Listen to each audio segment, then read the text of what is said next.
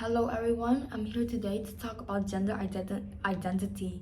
Gender has undergone significant transformations throughout history, often tied to traditional gender roles upheld by societies. In the past, gender was primarily defined based on anatomy differences, with men being seen as protectors and providers, and women as nurturers and caregivers. These roles were shaped by social norms and expectations, which required individuals to conform to societal definitions based on their biological sex. In the past, gender was strictly enforced, leaving individuals with limited opportunities to express or explore their gender beyond societal boundaries. Cultural, religious, and legal practices further restricted personal freedoms and rights associated with gender. In the 21st century, the understanding of gender has become more fluid and complex, recognizing a broad spectrum of gender identities and expressions. The shift can be attributed to social, cultural, and political factors such as LGBTQ plus right movements, the emergence of non-binary and genderqueer identities, and the influence of globalization and digitalizations. In modern times, gender is often viewed as a sophisticated and multidimensional concept encompassing psychological and social aspects. This change has led to increased acceptance of inclusivity and equality, with many societies and legal systems granting rights and freedoms to individuals whose identities from traditional norms.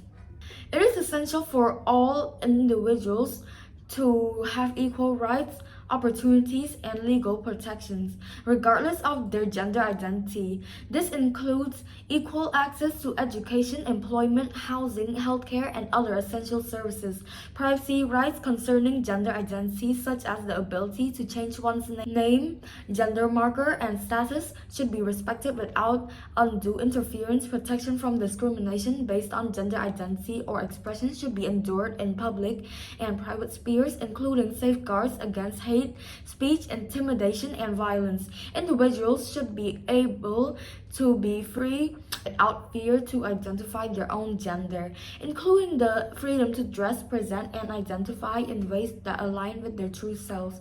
Those undergoing or transitioning in gender roles should receive necessary support through counseling, medical care, and social services. Respecting and defending the rights of others should be the responsibility of all citizens. Fostering an environment that transcends gender and promotes equality. Despite progress, the recognition and acceptance of gender identities remain a complex and ongoing process.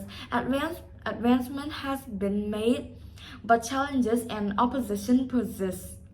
It is crucial to critically assess the progress achieved and evaluate its impact on specific contexts.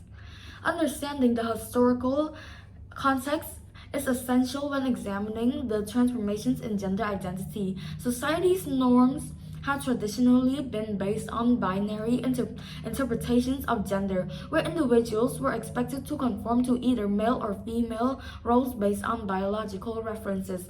This conservative structure marginalized and oppressed those who did not fit in these narrow models of masculinity or femininity. In terms of legal recognition, significant strides have been made in acknowledging gender identity. Many countries have implemented policies and laws that address non-binary and transgender identities, allowing individuals to change their legal gender markers and obtain identification documents that reflect their true gender identity. This legal validation is a crucial step towards affirming the rights of individuals with diverse gender identities.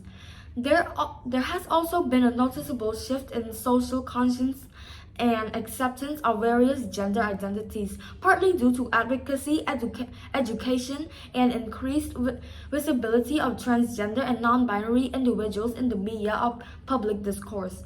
As a result, more people are becoming aware of complexities of gender identities and actively advocating for inclusive environments.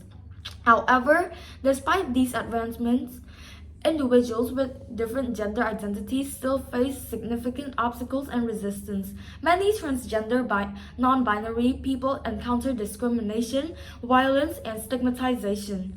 Moreover, certain segments of the population continue to reject and disrespect diverse gender identities, perpetuating the barriers to full integration.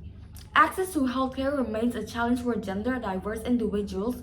Despite some progress in meeting their needs through medical care, disparities in healthcare delivery and discrimination within healthcare facilities continue to persist. Progress in understanding and recognizing gender identity must consider to the concept of intersectionality. The experiences of individuals with different gender identities are influenced by various intersecting dimensions, such as race, class, ability, and others. Addressing these intertwined forms of discrimination is crucial to effect real change in the lives of all these people. In the terms of perspectives on gender identity, I personally find it very challenging to define what it means to be a man or a woman without relying on physical sex or stereotypical traits and actions. Categorizing gender based on caregiver roles, motherhood, or provider roles perpetuates rigid gender norms that are often generalized and stereotypical. If we consider gender as a feeling that aligns with preconceived notions of femininity or masculinity, we risk reinforcing traditional or conservative ideas of what it means to be a man or a woman.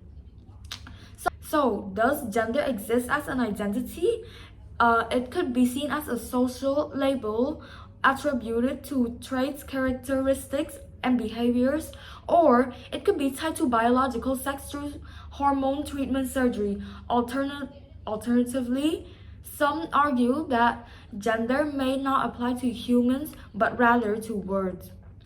While I was doing some research, I came across a Reddit thread which the person does not believe in gender, as they stated that biological sex is determined by sex chromosomes which exist.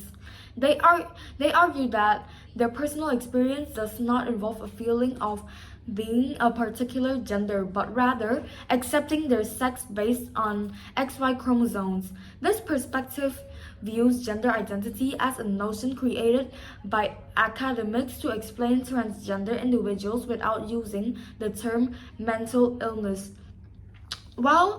Which made another person argue that the term gender was used as a thing to be related with sex until recently. Laws and norms were based on the understanding that gendered sports, for example, were divided by sex rather than gender.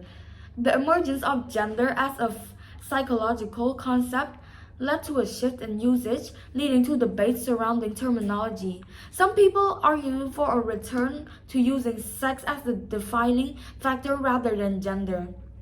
But in another different perspective which replied to that thread, it is argued that gender is real because some people collectively make it real.